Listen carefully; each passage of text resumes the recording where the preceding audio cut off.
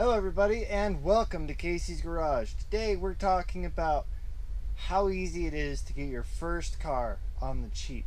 Now what we have right here is a 94 Altima, and this car is going to be our project.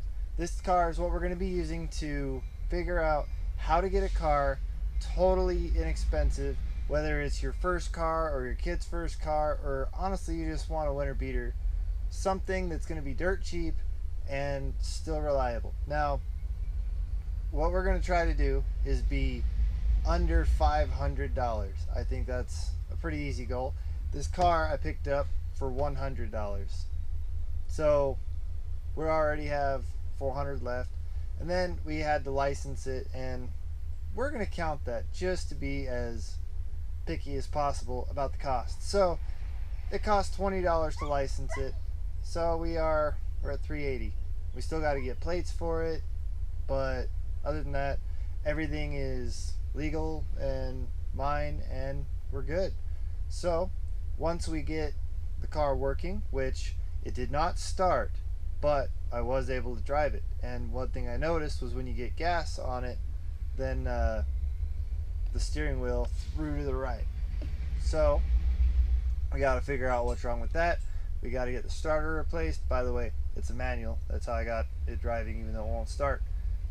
So that's what our plan is. We're going to replace the starter, or at least test it and figure out if it's the starter or something else.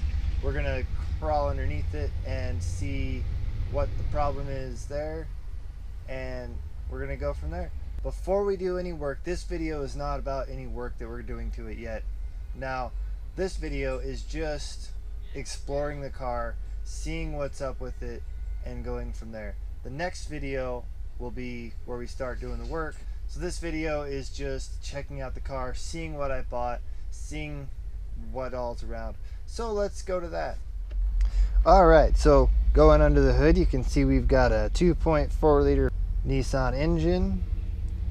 It is, well, I mean, there's nothing really to expect about it. It's a 94 Nissan engine. They're not very powerful or anything.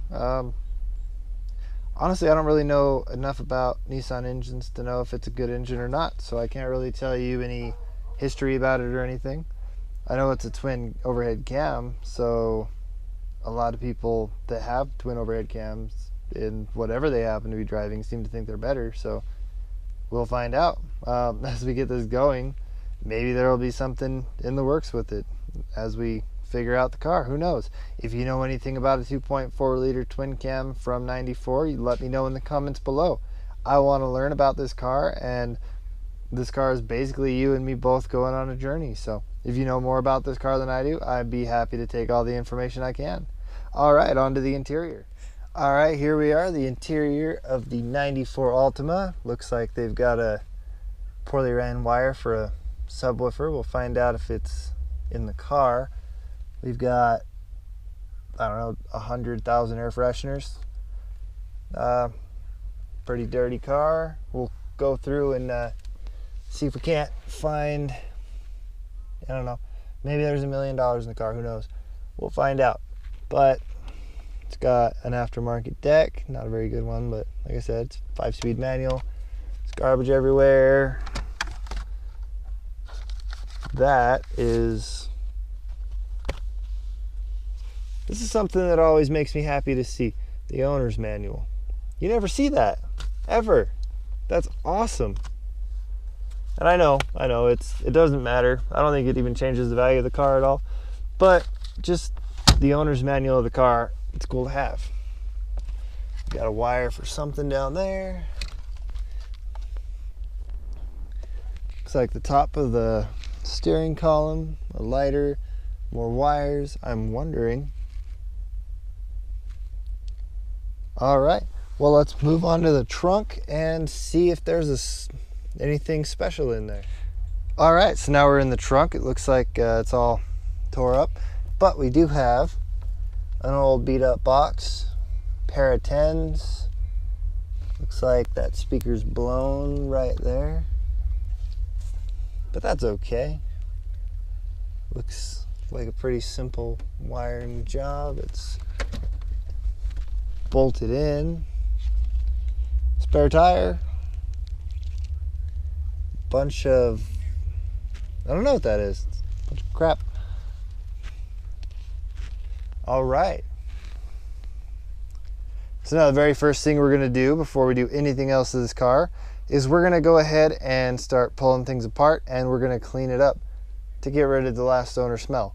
So let's go ahead and start on that.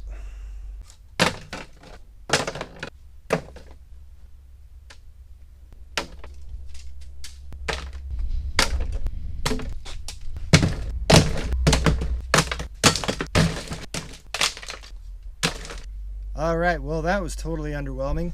There wasn't really much stuff in there, but I mean, I got a little bit out, but unfortunately there was nothing really interesting, nothing of value, nothing like that.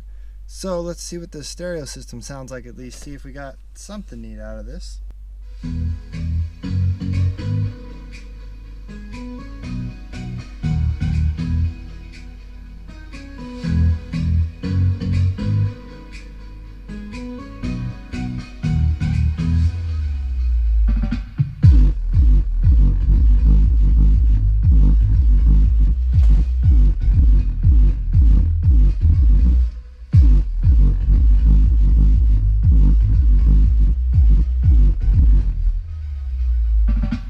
Alright, well, that was pretty uneventful. It kind of gives you a taste of what we're in for getting into this video.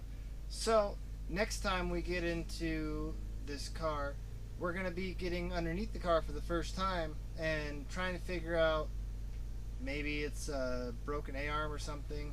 Might be why the car was so cheap. Who knows? And then we're going to try to figure out the starter issue. So, that's going to be the next video for this Nissan Altima, and we're going to see if we can't manage to fix this thing on the cheap. So far it seems okay.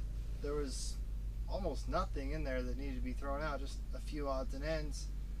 The sound system isn't really wired that great, but it works, which is fantastic. A lot of these don't work, and even though it looks like it's probably partially blown, it's still totally fine. So I mean, you can't really beat that for $100. I mean, it's not bad so far. I mean, we don't really know exactly what all's wrong with it yet, and we do have a budget we need to stick to, but we'll see what happens. I mean, worst comes to worst, for $100 we're still low enough that we could still make money taking the thing to the junkyard if it's totally hopeless. But I'd like to see what's going on with it and see what we can do with it. So until next time, thank you very much for watching Casey's Garage, and I'll see you later.